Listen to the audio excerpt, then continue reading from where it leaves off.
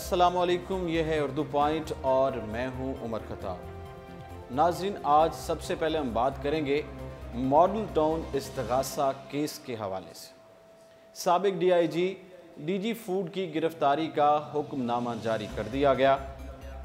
لاہور سانحہ model town استغاثہ میں انسداد دہشت گردی کی عدالت نے سابق D I G Rana Abdul Jabbar اور D G food captain retired Muhammad Usman کو گرفتار کرنے کا حکم دے دیا۔ سانحہ ماڈل ٹاؤن استغاثہ کیس کی لاہور کی انسداد دہشت گردی عدالت میں آج سماعت ہوئی۔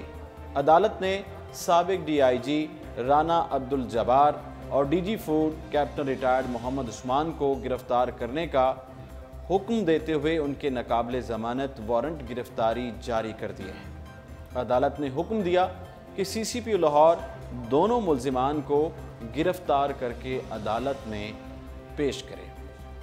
عدالت کا کہنا تھا کہ دونوں ملزمان کو متعدد مرتبہ طلب کیا گیا، لیکن وہ عدالت کے بلانے پر پیش نہیں ہوئے ہیں۔ عدالت نے رانا عبدالجبار اور کیپٹن ریٹائرڈ محمد عثمان کو استغاثہ میں آج طلب کر رکھا تھا اور یہ فیصلہ سنایا۔ عدالت نے ملزم اے ایس وسیم اور اشرف کو اشتہاری قرار دیتے ہوئے کیس کی سماعت کل تک ملتوی کر دی ہے۔ واضح ہے کہ 9 اکتوبر کو اسی کیس میں عدالت نے سابق آئی جی پنجاب مشتاق سکھیرا پر فرد جرم عائد کر دی تھی۔ استغاثہ کیس عوامی تحریک کی جانب سے دائر کیا گیا تھا، جس میں سابق وزیر اعظم نواز شریف، وزیر اعلیٰ پنجاب شہباز شریف سمیت 12 سیاسی شخصیات، پولیس افسران، اہلکار اور ضلعی حکومت کے عہدیداروں کو فریق بنایا گیا تھا۔ تاہم عدالت نے استغاثہ میں سے سیاسی شخصیات کے نام ختم کر دیے تھے۔ 17 جون 2014 کو لاہور کے علاقے ماڈل ٹاؤن میں تحریک منہاج القرآن کے مرکزی سیکریٹریٹ اور پاکستان عوامی تحریک پی اے ٹی کے سربراہ ڈاکٹر طاہر القادری کی رہائش گاہ کے سامنے قائم تجاوزات کو ختم کرنے کے لیے آپریشن کیا گیا تھا، مگر پی اے ٹی کے کارکنوں کی مزاحمت اور پولیس آپریشن کے باعث 14 افراد ہلاک ہو گئے تھے، جبکہ 90 کے قریب زخمی ہو گئے تھے۔ ناظرین، دوسری خبر جو آج ہم نے شامل کی ہے وہ ہے کہ اراکین کی معطلی اور مسلم لیگ نون کا پنجاب اسمبلی کے بائیکاٹ کا اعلان کیا گیا ہے۔ لاہور وفاق اور پنجاب کی سب سے بڑی اپوزیشن جماعت مسلم لیگ نون نے معطل اراکین کو صوبائی اسمبلی میں داخلے کی اجازت نہ ملنے تک اسمبلی کے بائیکاٹ کا اعلان کر دیا ہے۔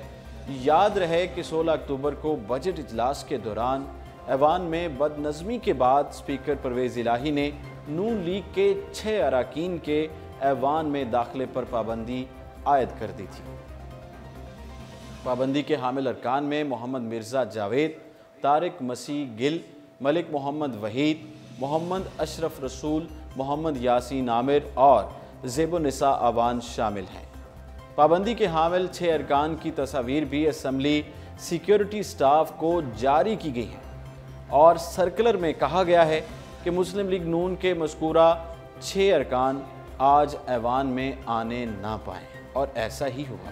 قواعد کے مطابق معطل اراکین ایوان کے اندر اجلاس میں شریک نہیں ہو سکتے، لیکن وہ اسمبلی سیکریٹریٹ کے اندر داخل ہو سکتے ہیں۔ تاہم معطل اراکین کو ایوان کے مرکزی دروازے پر ہی روک لیا گیا۔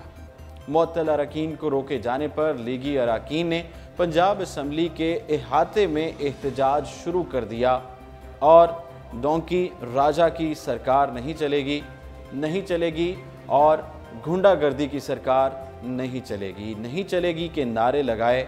پنجاب اسمبلی کے دروازے بند کرنا آمرانہ رویہ ہے، ایسا کہنا تھا حمزہ شہباز کا۔ اپوزیشن اراکین نے سابق وزیر اعلیٰ پنجاب اور مسلم لیگ نون کے صدر شہباز شریف کو رہا کرنے کا بھی مطالبہ کیا۔ مسلم لیگ نون کے اراکین نے پنجاب اسمبلی کی سیڑھیوں پر علامتی دھرنا بھی دیا، مطالبہ کیا کہ انہیں انصاف دیا جائے۔ معطل کیے جانے والے 6 اراکین پنجاب اسمبلی کے باہر گیٹ پر منہ پر پٹی لگا کر بیٹھ گئے اور ان کا کہنا تھا कि हमारा असेंबली के अंदर गला घोंटा जा रहा है।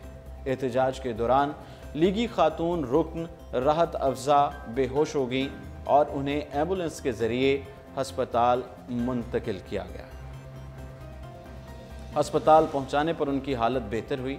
इस मौके पर पंजाब असेंबली में अपोजिशन लीडर हमजा शहबाज ने मुअत्तल अरकान को बहाल किए जाने तक असेंबली के बाइकॉट का ऐलान किया।